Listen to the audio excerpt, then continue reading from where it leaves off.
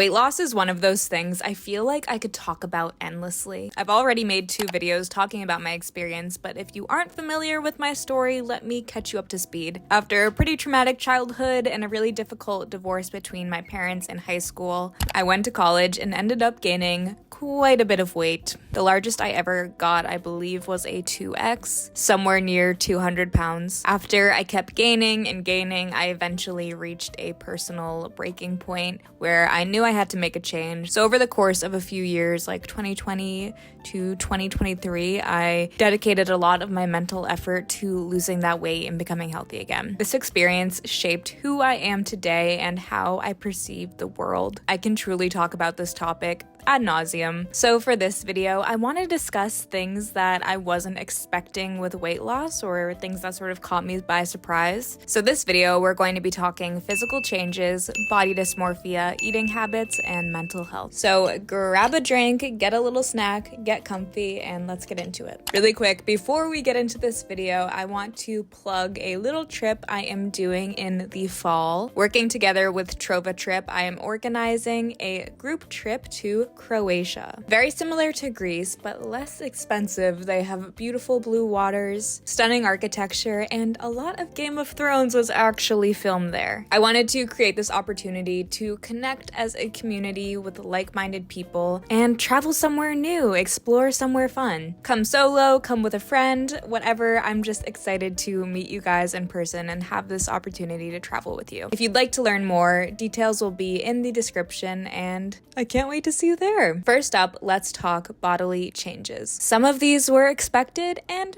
some of these were not. You do not lose weight the same way that you gain it. Of course, with weight loss, your body is getting smaller. I did not expect my hands to get smaller. I did not expect my feet to get smaller. At my largest, my feet were on the very large end of a 9, and now they are a solid 8.5, even 8 sometimes. My feet literally shrank. I remember at the beginning of losing weight, my rings would fall off my fingers just from the weight loss around the circumference of my fingers. That's not to say if that's a good or bad thing. I was just sort of fascinated with the concept of like our little extremities getting smaller. And when I look back at pictures of me at my biggest, I can tell that my fingers have got quite a bit smaller. Another thing with losing weight, you're gonna sag, baby. You are going to sag. Maybe this is because I'm 26, or maybe this is because I went through an extreme weight loss transformation. My chesticles, my Tatianas, they sag. They're not so perky anymore.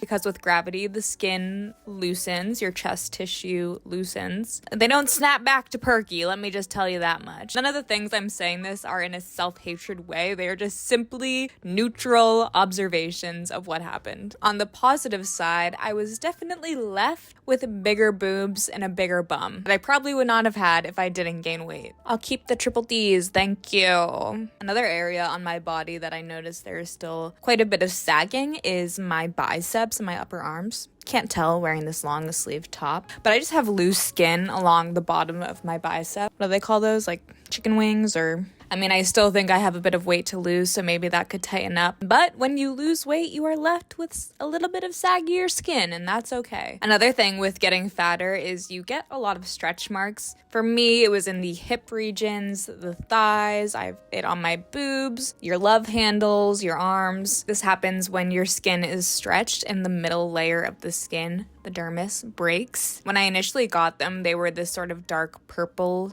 color, which perhaps is because they were fresh. But since I lost the weight, they are still very much there. They're never going to go away. They're sort of like little scars on my body, but they're a lot paler and more invisible to the naked human eye. Another thing that never went away or hasn't gone away from me yet is the cellulite. Ooh, I got a lot of cellulite on the back of my legs, y'all. Ooh, I sure do. And I am still a thick girl, and I still have thick legs, so that might possibly be why, but it's all natural. Everyone has it. Not that big of a deal, but that is definitely something I've noticed that hasn't really changed much despite my size differences. Another bodily change. When you lose weight, you get cold, bitch. I think it's hard to conceptualize how much having extra poundage on you actually keeps you warm. But if you think a little bit about it, it's really true. Usually plus size people in the warmer months are sweating, are overheated in the summertime, where thin people are more comfortable. And then in the winter, it's the opposite. Thin people are frigid and plus size people are a more normal temperature just because they've got more body mass there to keep them warm. I don't like being cold. I don't like having to wear 3 pairs of pants just to keep warm in the winter. That is definitely something I miss. I don't know if this specifically fits into this category, but I'm just going to mention it here. Maintenance won't be as hard as that initial weight loss process. I remember at the very beginning how defeated I felt.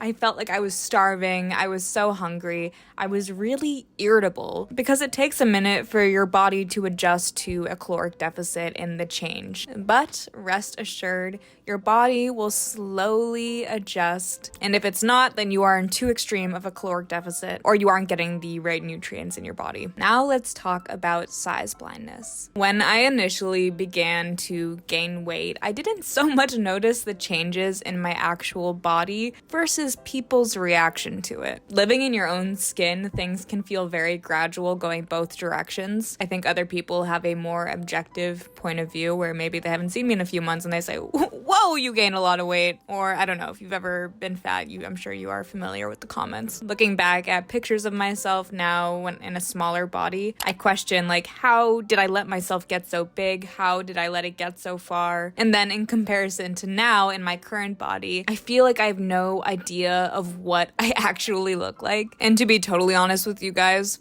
I don't really care. I'm healthy, I'm active, I'm eating nutrients, and that is what is most important to me. But whether I'm big or small, I genuinely never know what I look like. And again, this works both ways. When I was big, I genuinely did not realize how big I had gotten. The only thing that really indicated that to me was my clothing sizes changing, but simply looking in the mirror for me, it is just so hard to tell. And vice versa, if I lose a little weight or get a little bit smaller, I look in the mirror and I see the same fat girl. It is a very confusing process to go through, especially in a short span of time. Thankfully, my body has stabilized over these past few years, so maybe I fluctuate 5 pounds, but I'm definitely getting more accustomed to what I actually look like. I have this memory of getting a winter coat my senior year of high school, which is probably the smallest I've ever been. And I want to say it was a medium, which fit me my senior year of high school. And then as I gained weight through college, it stopped fitting. It would be super tight, like I was in a restraining jacket, sleeping bag. And eventually it got to the point where I couldn't zip it anymore. Doing my classes, doing my extracurriculars, working 2 jobs, I still couldn't afford a new jacket, and I was so ashamed. I was already embarrassed by the weight gain and what people thought of me because of it, and then having to ask my dad to be able to help me to buy a new jacket. It took me having a breakdown and coming to tears begging for a jacket for that to happen, even though it should have happened sooner. I think a part of me was squeezing into my smaller clothes, trying to convince myself this wasn't happening, but it was.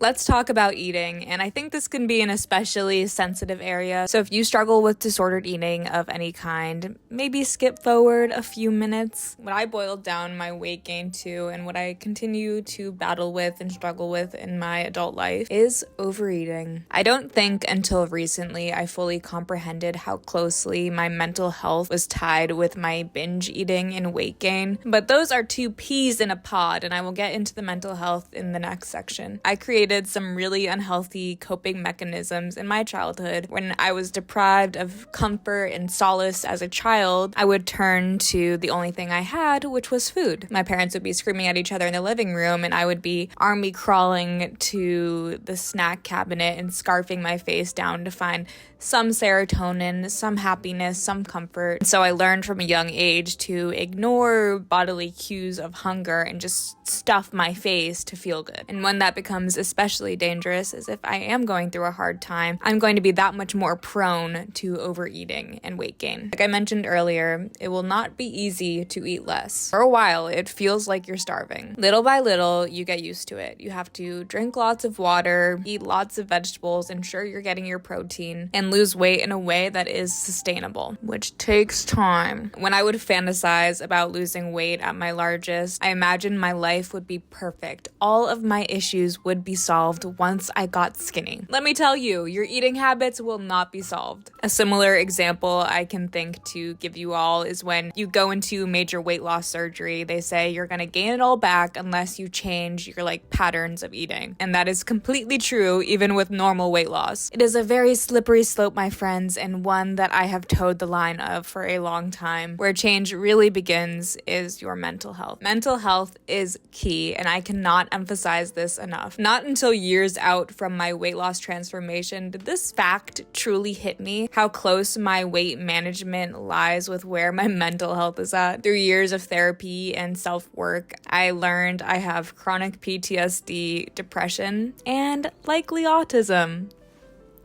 Ding. So in retrospect, it makes sense why weight gain was a result of what I was going through at the time. With my chronic PTSD diagnosis, I have a very small window of tolerance. Dr. Nicole Lapira describes it very well in this TikTok clip. People with complex trauma have a very small window of tolerance. The window of tolerance is how much stress or stimulation you can tolerate in your day-to-day life. Someone with a wide window of tolerance will spend the majority of their day in a regulated state where they feel calm, at ease, and they trust the world around them. They get dysregulated during stress or conflict, but they're also able to return back to that regulated state after their emotions pass. Someone with a small window of tolerance will regularly go into hyperarousal or hypoarousal. Hyperarousal is when you go into fight or flight and you have an angry, irritable, or an emotionally reactive response. Hypoarousal is when you're in freeze and you're numb, checked out, or you have a monotone response. People with complex trauma are really just stuck in hyperarousal or hypoarousal throughout the entire day.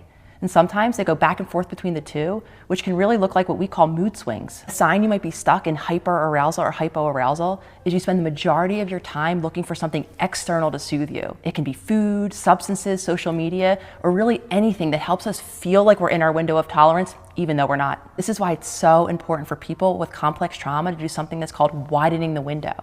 We actually have the power to expand our window of tolerance through intentional practices. I was always looking to food to soothe me. Now, through stress management practices like yoga, bi-weekly therapy, and being on antidepressants, I have much better control over these swings. And with this time, I'm really trying to create a better relationship with food. If you're struggling with your weight on either end of the spectrum, check in on your mental health. I bet that has something to do with it. And the last thing I want to talk about is the feeling of belonging. To your skinny friends, you're the big one. To your fat friends, you're the skinny one. You fall in this really strange in-between sizing where you don't know which tribe to associate yourself with. Your thin friends, who were friends with you when you were big, will now openly be fat-phobic, almost as if they forgot that that was you. Just the other day, my friend was talking about fat people, calling them ogres, and it's shocking.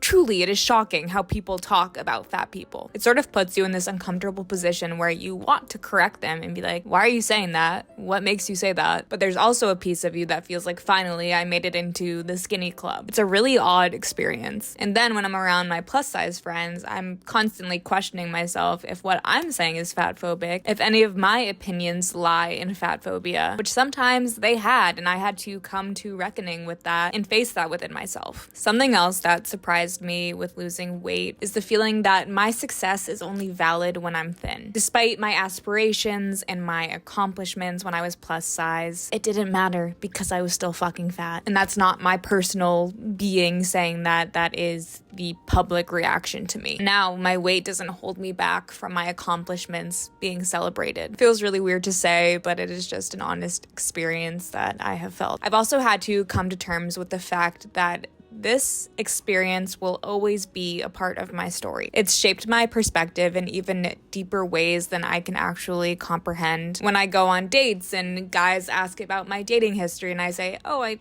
haven't had a boyfriend since high school. Like, I was fat. People didn't like me. People didn't want to date me. They are shocked. And for a long time, I've felt a lot of shame for that history and that part of me. Even talking openly about it on social media, it feels like something I should hide and like something to sweep under the rug hug and not acknowledge. But that experience has also shaped me in a beautiful way. It has made me a more empathetic, aware person. And I know whoever is meant to be my person and my partner would never judge me for something like that. Wherever you are in your journey, whether that be trying to lose weight or not, I just hope you can find compassion for yourself. You are not alone. We are all in this together. And if you could relate to something in this video, just know I am right there with you. If you're new to my channel, please subscribe. It makes such a huge difference for me. And if you haven't already, go and check out my other videos on weight loss. See you guys next video.